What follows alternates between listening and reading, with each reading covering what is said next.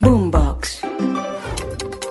Hola a todos, yo soy Miguel Garzón del servicio informativo de Blue Radio y estas son las noticias más importantes de este viernes 1 de julio del año 2022. Comenzamos con noticias que tienen que ver con la economía porque el galón de diésel y de gasolina aumentará 150 pesos a partir de este sábado 2 de julio, de acuerdo con lo anunciado por el Ministerio de Minas y Energía. Un incremento que ya había sido anticipado por el ministro de la cartera Diego Mesa, quien explicó que la rebaja de precios del biodiesel evitó que tuviera que hacerse un ajuste de mayor tamaño.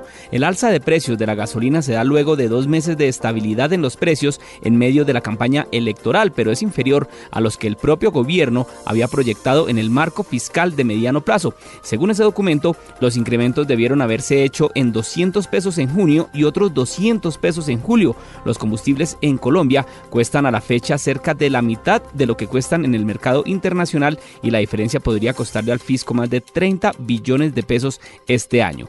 El Ministerio de Defensa recomendó al próximo gobierno el uso de recursos públicos sumado a incrementos mensuales de 400 pesos en la gasolina y 250 pesos en el diésel hasta que se cierre esa brecha entre el año 2023 y el 2024. En más noticias económicas, José Antonio Ocampo, el próximo ministro de Hacienda, mencionó en Noticias Caracol que Colombia tiene que exportar y buscar más gas, teniendo en cuenta que las reservas en el país son muy cortas y alcanzan apenas para 3 años. Sobre el petróleo, el nuevo ministro designado enfatizó en que hay que ver si los 180 contratos que hay firmados en la actualidad son suficientes. Colombia tiene que explorar más y buscar más gas, eso es fundamental. Las reservas de gas de Colombia son muy cortas, apenas alcanzan como para 3 años. Y hay el petróleo, donde hay 180 contratos firmados. Entonces lo primero que hay que ver es si eso es suficiente, pero el autoabastecimiento, si es un objetivo claro, e incluso hay que seguir exportando petróleo, porque si no el problema de balance de pago se vuelve inmanejable.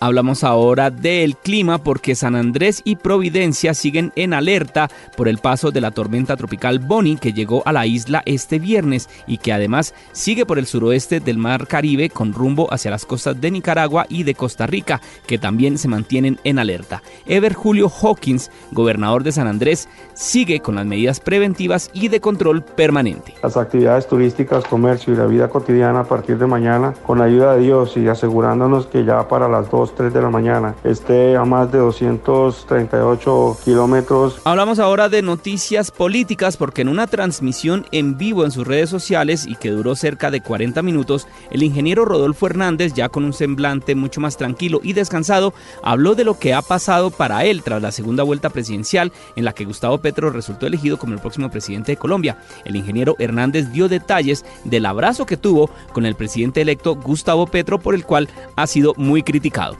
Gustavo Petro no llamó, Gustavo Petro llegó en segundo lugar y apenas me vio, me pidió que me levantara, que quería darme un abrazo con el fin de decirme perdóneme todo lo que lo lastimé. Eso me lo dijo, pues yo me quedé sorprendido y yo lo abracé, él me abrazó y yo no creo que eso tenga nada de malo, al contrario. El ahora senador Hernández también señaló que ahora, junto a su equipo, buscan convertir al movimiento Liga de Gobernantes Anticorrupción en un partido político.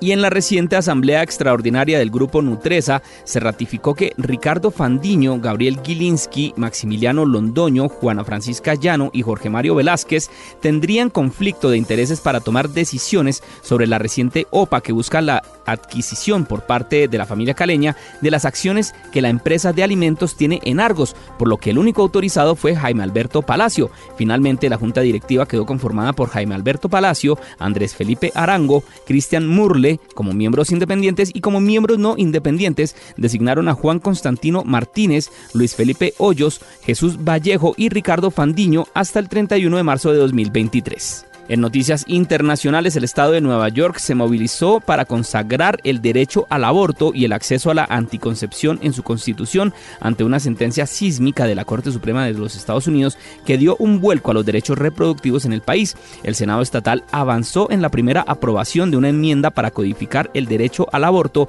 y el derecho a la anticoncepción en la constitución del estado, según dijeron en un comunicado. Y en deportes, el Deportivo Cali anunció oficialmente la desvinculación del técnico venezolano Rafael Dudamel, quien se encontraba al mando del conjunto del Valle del Cauca desde el año pasado. Hasta acá esta actualización de noticias. No se les olvide que todos los detalles los encuentran en www.blurradio.com. Tampoco olviden hacerle clic a la campanita para futuras actualizaciones.